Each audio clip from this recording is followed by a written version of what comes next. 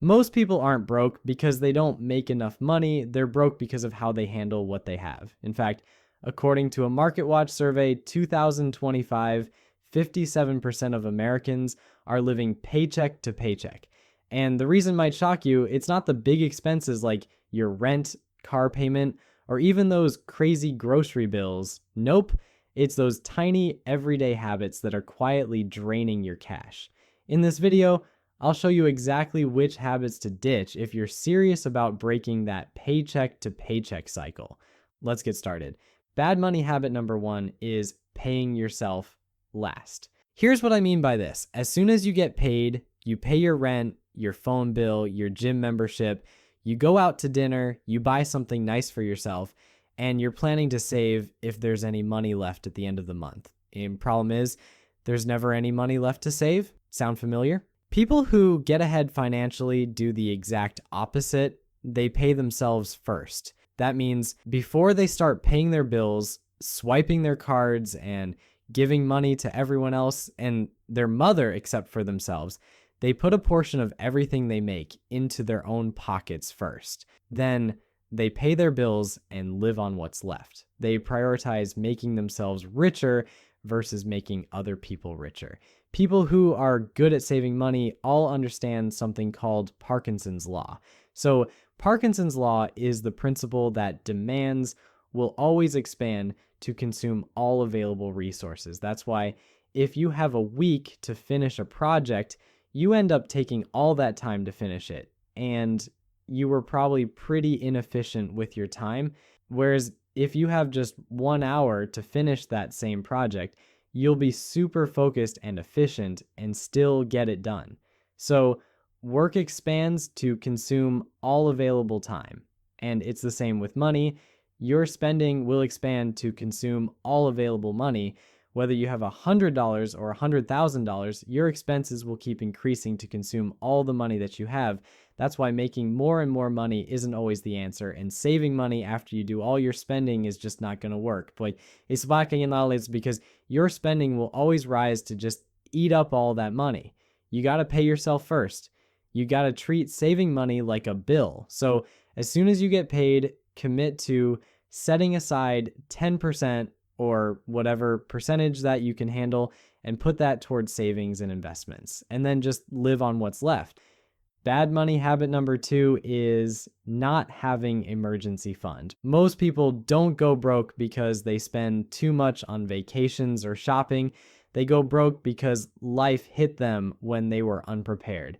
And one of the biggest reasons for that is not having an emergency fund. Let's face it, emergencies don't send a calendar invite.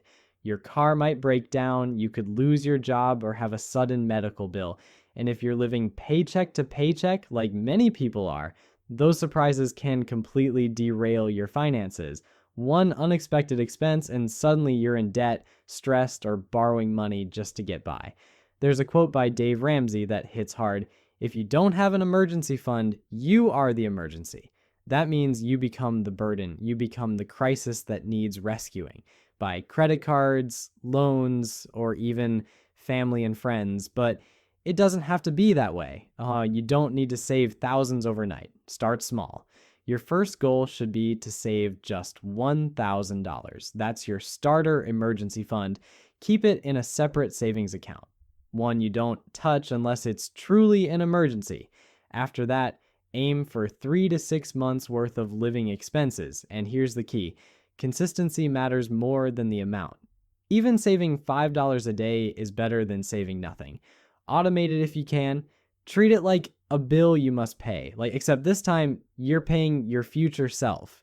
At the end of the day, an emergency fund isn't about money. It's about peace of mind. Because when life throws you a curveball, and it will, you won't panic, you'll be ready. So ask yourself honestly, do you have an emergency fund?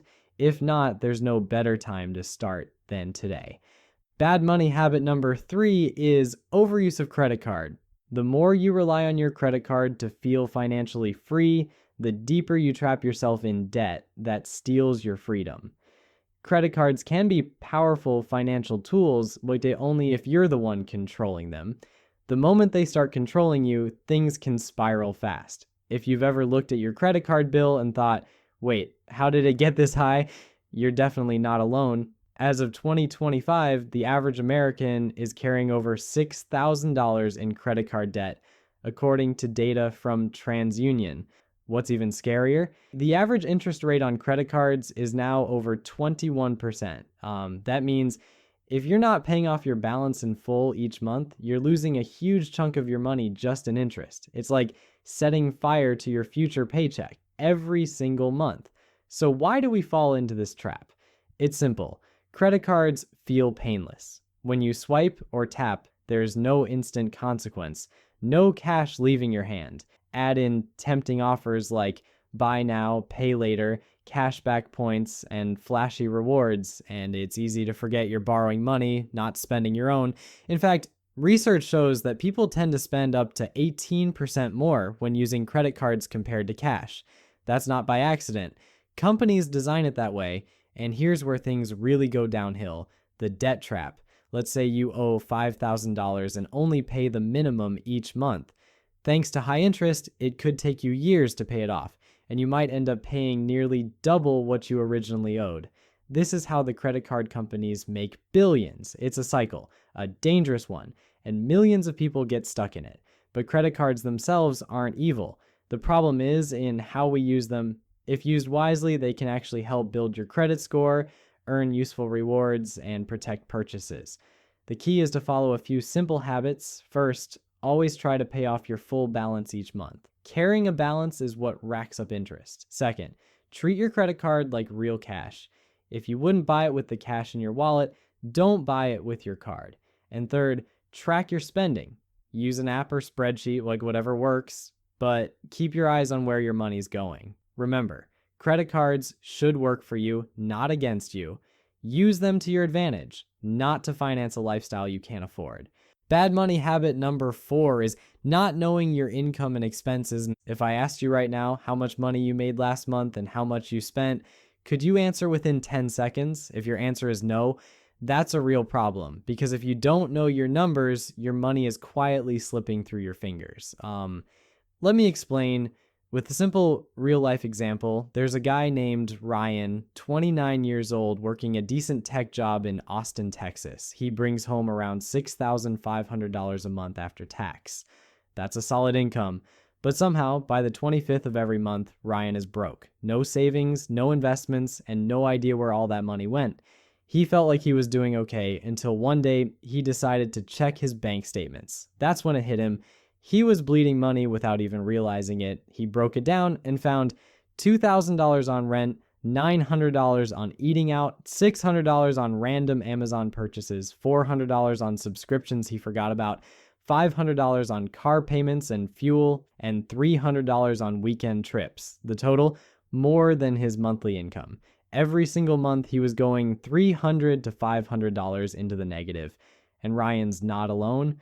According to surveys, over 60% of Americans don't track their spending. And that's exactly how debt starts piling up. That's how your emergency savings disappears. That's how money stress becomes your daily life.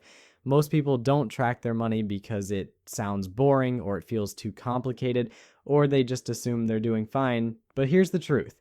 If you don't control your money will control you. So follow this step to fix it. Step 1. Write down how much money you made this month. Step 2, open your bank statement or use a free budgeting app like Mint or YNAB. Step 3, categorize your spending: rent, groceries, eating out, subscriptions, everything. Step 4, set limits for each category and stick to them. This takes just 15 minutes a week, but the results? Massive. You get peace of mind, control, confidence, and the ability to actually grow your savings. Ryan started doing this just 3 months ago. Now he's saving over $1,200 a month just because he finally became aware of where his money was going. Bad money habit number 5 is waiting too much to start investing. Be honest, how many times have you told yourself, I'll start investing later? Maybe next year, maybe when I get a raise or when I finally understand the stock market. But here's the truth. Waiting too long to start investing is one of the biggest financial mistakes you can make. And to show you why, Let me tell you a real world story. There were two friends, Mark and Jason. Both earned similar salaries and lived pretty average lives. Mark decided to start investing at age 25.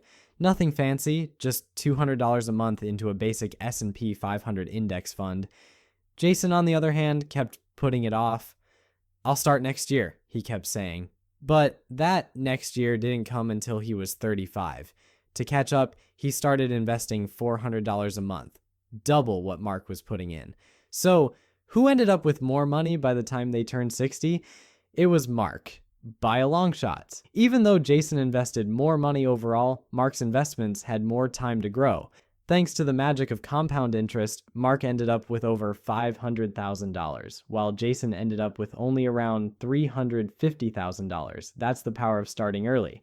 When it comes to building wealth, time in the market matters more than timing the market. But most people don't start early. Why?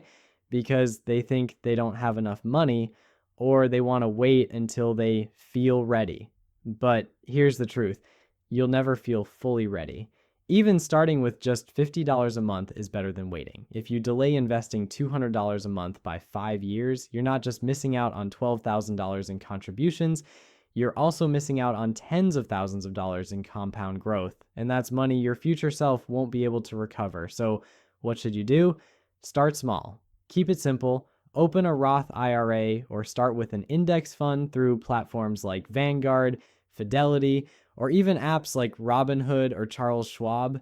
You don't need to be a Wall Street pro. You just need to start. Because when it comes to investing, it's not about how much you start with. It's about how early you start. And if you haven't started yet, now is the best time. Don't wait for the perfect moment. Just begin. Your future self will be glad you did. Let me tell you something that might surprise you. During the COVID-19 pandemic, even a giant like Disney took a massive financial hit, losing over $7 billion in just a few months. Why? Because their biggest income sources, theme parks and movie theaters, were shut down. Just like that.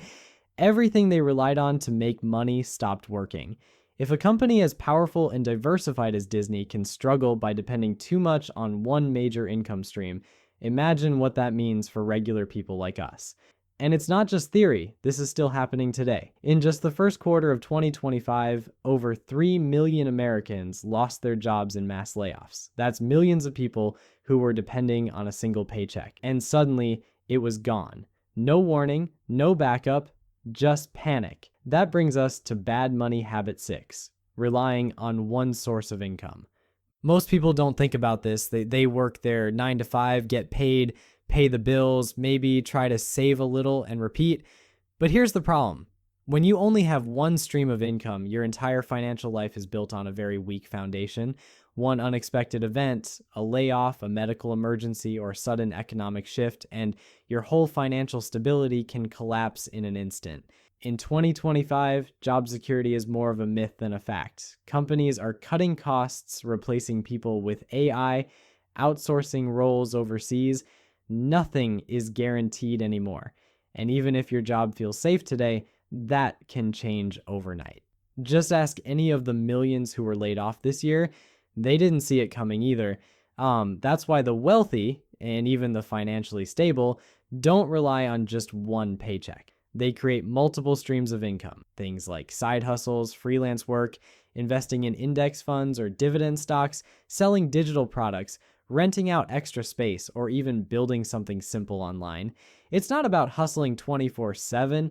It's about creating smart, low-maintenance income streams that protect you when life gets messy. Even earning a few hundred extra dollars a month can give you breathing room, flexibility, and peace of mind. So ask yourself this. Are you still depending on just one source of income? Because if you are, now is the time to change that. Build your safety net before life forces you to. Bad money habits number 7 is falling for get-rich-quick scheme. We've all seen them. Those flashy ads on YouTube or Instagram that scream, make $10,000 a month from home, no skills needed. And for a moment, you pause. You think, what if this is real? Because let's be honest, who wouldn't want to make money quickly and easily? That's exactly why these get-rich-quick schemes keep popping up. They sell you a shortcut, a dream, and a promise of freedom. But here's the harsh truth. Most of them are traps. In fact, 99% of the time, the only person getting rich is the one selling the dream. Why do so many people fall for these schemes? It's simple, because they prey on something very human: impatience. We all want results fast. We want the rewards without the grind, and that's where they get us.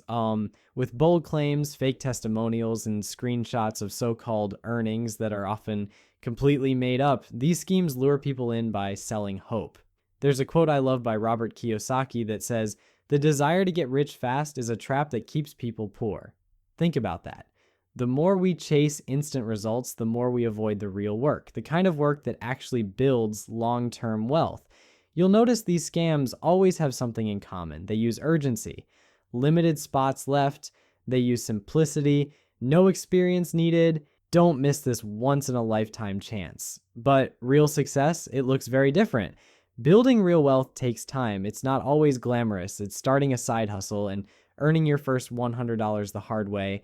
It's learning about investing, managing your spending, and building skills that pay off over time. It's not sexy, but it works. The truth is, there are no shortcuts, and anyone who tells you otherwise is probably trying to sell you something. So next time you see a flashy promise of instant money, take a step back. Ask yourself, if this worked so well, why are they selling it to me instead of using it themselves? If someone promises you overnight success, run in the opposite direction. Because in the real world, the only people making money overnight are the ones selling dreams, not building them. So take the long road. It may be slower, but it's real, it's honest, and it leads somewhere that's actually worth going.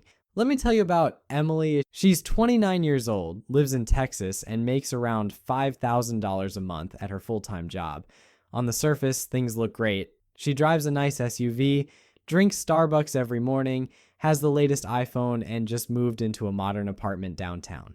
From the outside, she seems like she's doing pretty well, but here's the truth. Emily is broke. She has over $12,000 in credit card debt, no emergency savings, no investments, and she's living paycheck to paycheck.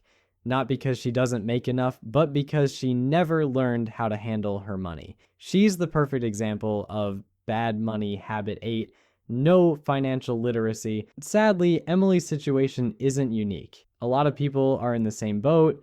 We go through over a decade of school learning math formulas, history dates, and grammar rules, but not once do we get taught how to budget, how credit works, how to invest, or even how taxes function. So when we start earning money, we just figure it out as we go. We copy what our friends do, we spend without thinking, and we swipe the credit card without realizing the long-term consequences. The result? Debt piles up, savings are non-existent, and financial stress becomes part of everyday life. But here's the thing. Financial literacy isn't optional anymore. It's a skill you have to learn if you want any kind of financial stability or freedom. It's not about being a finance expert. It's about knowing the basics, how to budget, save, invest, and make smart money decisions.